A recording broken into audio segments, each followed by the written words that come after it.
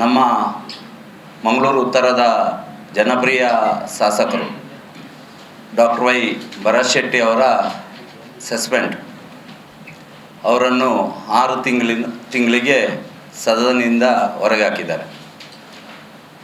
ಸುಮಾರು 2018ರಿಂದ ಈ ತನಕ ಅವರ ಕ್ಷೇತ್ರದಲ್ಲಿ ಅವರು ಜನರೊಟ್ಟಿಗೆ ಬೆರೆತು ಜನರ ಕಷ್ಟ ಸುಖದಲ್ಲಿ ಬೆರೆತು ಸುಮಾರು 2,000ಕ್ಕಿಂತ ಹೆಚ್ಚು 2,200 ಕೋಟಿಗಿಂತ ಹೆಚ್ಚು ಅನುದಾನ ತಂದು ಕ್ಷೇತ್ರದ ಪ್ರೀತಿಯನ್ನು ಕಳೆದಂಥ ಡಾಕ್ಟರ್ ವೈ ಭರತ್ ಶೆಟ್ಟಿ ಅವರ ಡಾಕ್ಟರ್ ಶೆಟ್ರು ಮಾಡಿದಂಥ ಕೆಲಸ ಮೊನ್ನೆ ಹನಿ ಟ್ರ್ಯಾಪ್ ಮತ್ತು ಅಲ್ಪಸಂಖ್ಯಾತರ 4% ಮೀಸಲಾತಿಯ ಬಗ್ಗೆ ಮಾತಾಡಿದಂಥ ಸಂದರ್ಭದಲ್ಲಿ ಸದನದಲ್ಲಿ ಅವರು ಬಾವಿಗೆ ಇಳಿದು ಪ್ರತಿಭಟನೆ ಮಾಡಿದ ಸಂದರ್ಭದಲ್ಲಿ ನಮ್ಮ ಜಿಲ್ಲೆಯವರಾದಂಥ ಸಂವಿಧಾನದ ಹುದ್ದೆಯಲ್ಲಿದ್ದು ಒಬ್ಬರು ಸ್ಪೀಕರ್ ಖಾದರ್ ಅವರು ಮಾಡಿದಂಥ ಅವರ ಸಸ್ಪೆಂಡನ್ನು ಸ್ವಲ್ಪ ಯೋಚನೆ ಮಾಡಿದರೆ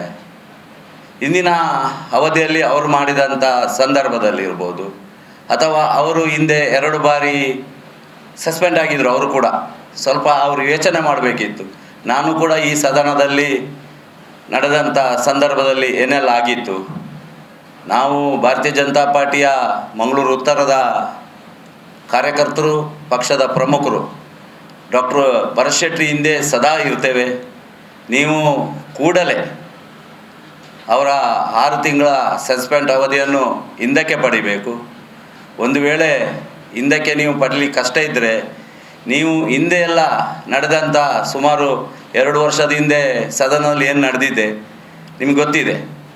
ಆದರೆ ನೀವು ಕೂಡಲೇ ಹಿಂದಕ್ಕೆ ಪಡಿಬೇಕು. ಇಲ್ಲದಿದ್ದರೆ ಮಂಗಳೂರು ಉತ್ತರ ವಿಧಾನಸಭಾ ಕ್ಷೇತ್ರದಲ್ಲಿ ಕಾರ್ಯಕರ್ತರು ಮತ್ತು ಪಕ್ಷದ ಹಿತೈಷಿಗಳು ಸೇರಿ ಉಗ್ರವಾದ ಪ್ರತಿಭಟನೆಯನ್ನು ಮಾಡಲಿಕ್ಕೆ ಸಿದ್ಧವಾಗಿದ್ದೇವೆ. ಕ್ಷೇತ್ರದ ವ್ಯಾಪ್ತಿಯಲ್ಲಿ ಎಲ್ಲ ಕಡೆ ನಾವು ಪ್ರತಿಭಟನೆಯನ್ನು ಮಾಡಲಿಕ್ಕಿದ್ದೇವೆ ಅಂತ ಹೇಳ್ತಾ ನೀವು ಕೂಡಲೇ ಇದನ್ನು ಹಿಂದಕ್ಕೆ ಪಡಿಬೇಕು ಅಂತ ಹೇಳ್ತಾ ಒತ್ತಾಯ ಮಾಡ್ತಾ ಇದ್ದೇನೆ.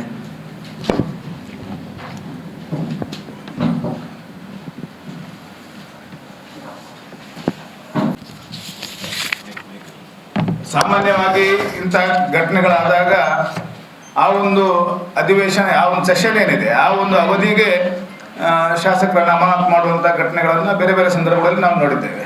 ಆದರೆ ಇತಿಹಾಸದಲ್ಲಿ ಮೊದಲ ಬಾರಿಗೆ 6 ತಿಂಗಳು ಶಾಸಕರು 18 ಜನ BJPಯ ಶಾಸಕರುಗಳನ್ನು ಅಮಾನತು ಮಾಡಿರುವಂಥ ಘಟನೆ ಆಗಿದೆ. ಬಹುಶಃ ಮುಂದಿನ ದಿನಗಳಲ್ಲಿ ವಿಧಾನಸಭೆಯಲ್ಲಿ BJPಯ ಪ್ರತಿಪಕ್ಷಗಳ ಶಾಸಕರ ಸಂಖ್ಯೆಯನ್ನು ಕಡಿಮೆ ಮಾಡಿ ತಮಗೆ ಹೇಗೆ ಬೇಕೋ ಆ ರೀತಿಯ ಒಂದು ಕಾರ್ಯಕ್ರಮಗಳನ್ನು ಮಾಡಿಕೊಳ್ಳಿಕ್ಕೆ ಮಾಡಿರುವಂಥ ಒಂದು ಸರ್ಕಾರದ ಒಂದು ಒಳಸಂಚಿನ ಭಾಗ ಅಂತ ನಾವು ಹೇಳಲಿಕ್ಕೆ ಬಯಸ್ತಾ ಇದ್ದೇವೆ. ಸ್ಪೀಕರ್ ಅನ್ನುವಂಥ ಹುದ್ದೆ ಅದು ಸಾಂವಿಧಾನಿಕವಾಗಿರ್ತಕ್ಕಂಥ ಹುದ್ದೆ. ಪಕ್ಷಾತೀತವಾಗಿ ಅಲ್ಲಿ ಸ್ಪೀಕರ್ ಅವರು ತಮ್ಮ ಕಾರ್ಯಚಟುವಟಿಕೆಯನ್ನು ಮಾಡಬೇಕು.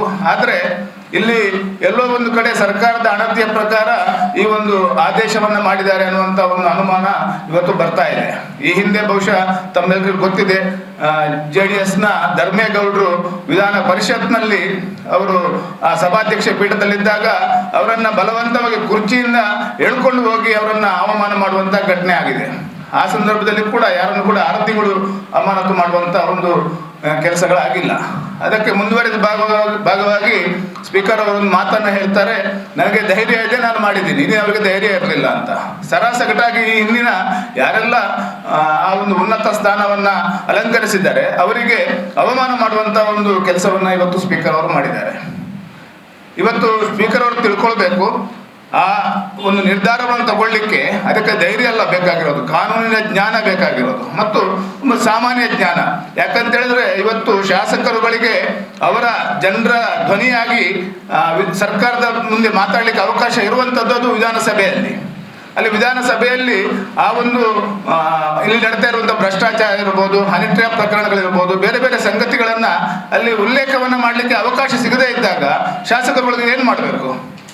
ಇವತ್ತು ಸಂಪೂರ್ಣವಾಗಿ ಆ ಕಾರಣಕ್ಕೋಸ್ಕರ 6 ತಿಂಗಳು ಜನರ ಒಂದು ಧ್ವನಿಯಾಗಿ ಏನು ವಿಧಾನ ಸಭೆಯಲ್ಲಿ ಮಾತಾಡಬೇಕಿತ್ತು ಅವರ ಹಕ್ಕನ್ನು ಇವತ್ತು ಮೊಟಕುಗೊಳಿಸುವಂಥ ಕೆಲಸವನ್ನು ಖಾದರ್ ಅವರು ಮಾಡಿದ್ದಾರೆ. ಇದು ಖಂಡಿತವಾಗಿ ಕೂಡ ಖಂಡನೀಯ. ತಕ್ಷಣ ಸ್ಪೀಕರ್ ಅವರು ತಮ್ಮ ಆದೇಶ ಏನಿದೆ ಅದನ್ನು ವಾಪಸ್ ತಗೊಳ್ಬೇಕು. ಇವತ್ತು ಜನರು ಕೊಟ್ಟಿರ್ತಕ್ಕಂಥ ಹಕ್ಕು ಏನಿದೆ, ವಿಧಾನಸಭೆಗೆ ಹೋಗಿ ಜನರ ಸಮಸ್ಯೆಗಳ ಬಗ್ಗೆ ಮಾತಾಡುವಂತಹ ಶಾಸಕರ ಹಕ್ಕು ಇವತ್ತು ಮೊಟಕಾಗಿದೆ. ಅದರಿಂದಾಗಿ ತಕ್ಷಣ ಆ ಒಂದು ಅಮಾನತನ್ನ ವಾಪಸ್ ತಗೊಳ್ಬೇಕು ಅನ್ನುವಂಥ ಆಗ್ರಹವನ್ನ ತಮ್ಮ ಮಾಧ್ಯಮದ ಬಂಧುಗಳ ಮುಖಾಂತರ ಇವತ್ತು ಮಾಡ್ತಾ ಇದ್ದೇವೆ.